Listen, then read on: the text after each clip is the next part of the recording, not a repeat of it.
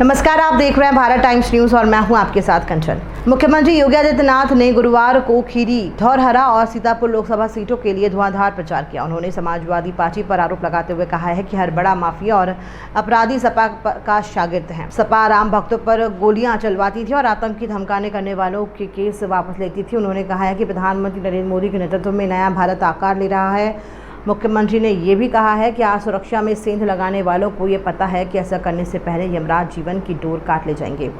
CM योगी ने Kheri Lok Sabha seat के लिए पार्टी प्रत्याशी अजय मिश्रा, टेनी, धौरहरा लोकसभा सीट के लिए रेखा वर्मा और सीतापुर लोकसभा सीट के लिए प्रत्याशी राजेश वर्मा के पक्ष में मतदान की अपील की।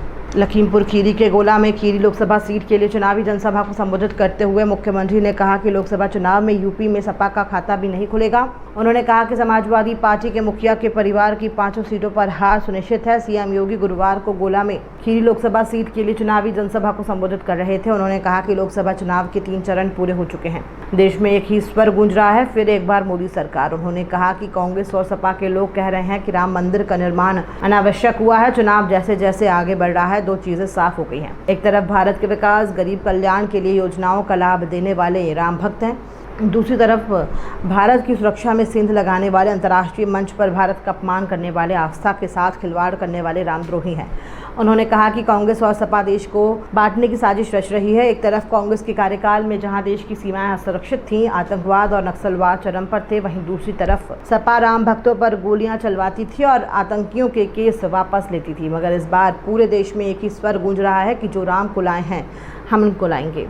लखीमपुर खीरी के मोहम्मदी में धौरहरा लोकसभा सीट के लिए चुनावी रैली को संबोधित करते हुए मुख्यमंत्री ने कहा कि चुनाव एक निर्णायक मोड़ पर आ चुका है। अब तक 3 चरणों में आधा चुनाव संपन्न हो चुका है, वहीं बचे चरणों ने पहले से ही रुझान तय कर दिए हैं। पूरे देश का रुझान है कि फिर एक बार मोदी सरकार, देश की जनता जनार्दन जो राम को लाए हैं, हम उनको लाने की बात कर रही है। इस बार देश में पहली बार देखने को मिल रहा है कि किसी सरकार ने 10 वर्ष का कार्यकाल पूरा किया और उसके बाद भी जनता जनार्दन पूरे उत्साह और उमंग के साथ बीजेपी के प्रत्याशियों को जिताकर तीसरी बार मोदी सरकार बनाने जा रही है।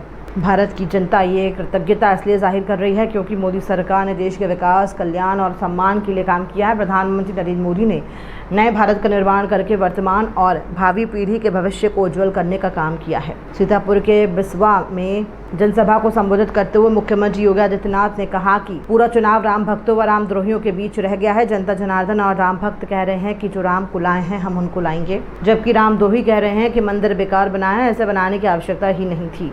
भारत के अंदर मंदिर की क्या आवश्यकता थी? सीएम ने तंज कसा है कि भगवान राम का मंदिर उत्तर प्रदेश के अयोध्या में नहीं तो क्या काबुल, कंधार, लाहौर और कराची में बनेगा। अयोध्या श्री राम की पावन जन्मभूमि और कोटि कोटि सनातन धर्मावलंबियों की आस्था की भूमि है। अयोध्या हमारा पवित्र धाम है।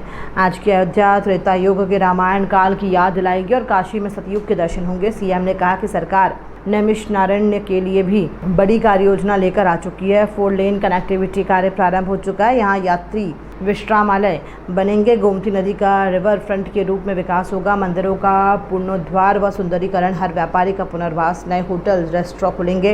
इलेक्ट्रिक बस को लखनऊ से जोड़ने की सेवा प्रारंभ कर चुके हैं। हेलीकॉप्टर की सुविधा में भी जोड़ने जा रहे हैं। धीरे धीरे लखनऊ से बाहर मेट्रो भी वहां तक पहुंचेगी। सीएम ने सुरक्षा के बेहतरीन वातावरण का उदाहरण देते हुए कहा कि रेडिको खितान ने भी यहाँ 1000 करोड़ के निवेश के साथ सैकड़ों नौजवानों के लिए नौकरी रोजगार के द्वार खोले हैं। ईडी के एक अधिकारी ने नौकरी छोड़कर नौजवानों के भविष्य के लिए आपको बेहतरीन कैंपस उपलब्ध कराया।